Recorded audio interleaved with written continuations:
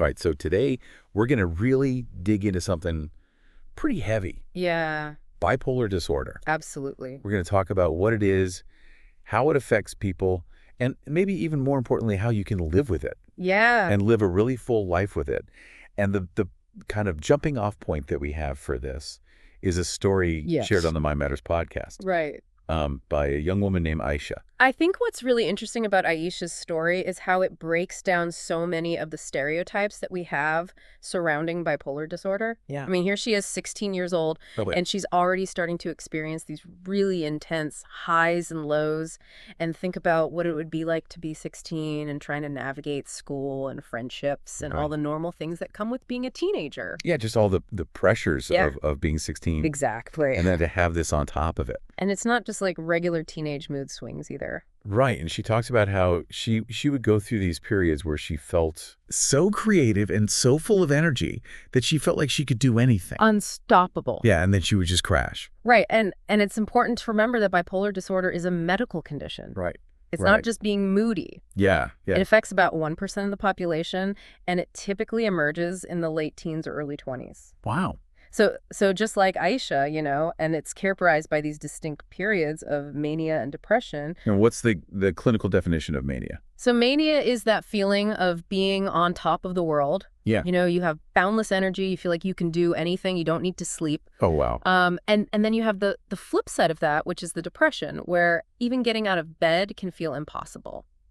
Yeah, it sounds like Aisha really struggled with that. She even talks about having racing thoughts and insomnia during those manic phases and then just feeling completely drained and hopeless during those depressive episodes. Exactly. But there is kind of a turning point in her story Yeah. where her teacher notices that she's struggling Yeah.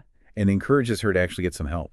And that moment of intervention, I think, is just so crucial because, for a lot of people, getting a diagnosis can be really scary, but it can also be such a relief. Oh, for sure. Kind of replaces that feeling of being lost and confused with understanding, Right. And when you understand what's happening, you can start to manage it.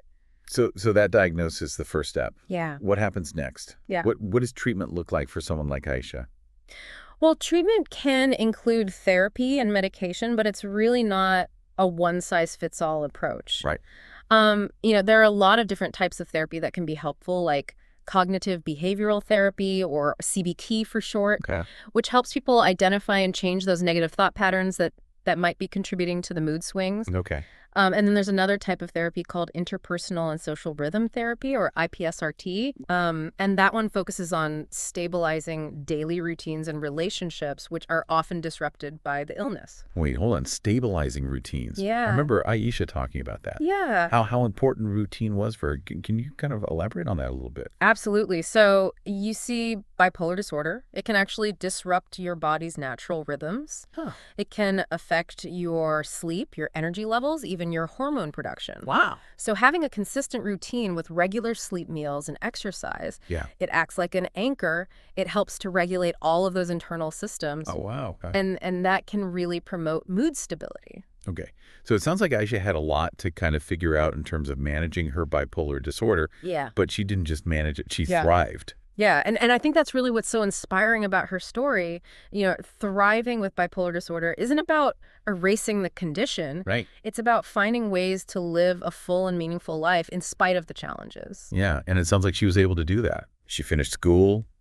She pursued her passion for art. She built strong relationships. Right. That's amazing. It wasn't easy, but she found her way.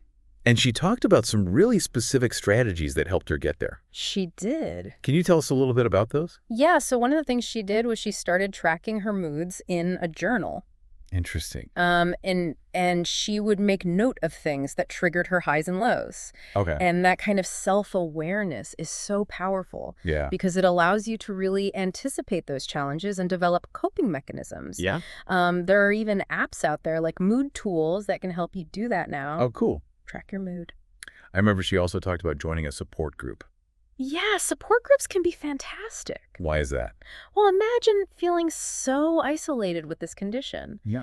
A support group provides a safe space to connect with people who truly understand what you're going through. Yeah. And you can share your experiences, you can learn coping strategies from each other. And just knowing that you're not alone can be incredibly powerful. So we've learned a lot about bipolar disorder today. Yeah? We've learned that it's a complex medical condition, but with the proper treatment and proactive strategies, Yes. people can thrive. Absolutely.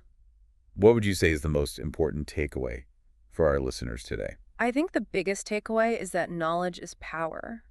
The more you understand about bipolar disorder, the more empowered you are to seek help manage the symptoms and build a fulfilling life.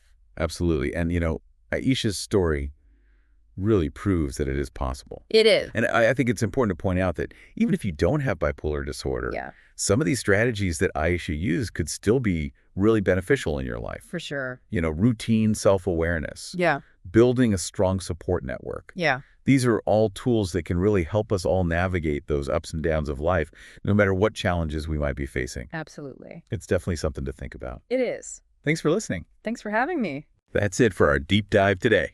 Until next time. See ya. Bye.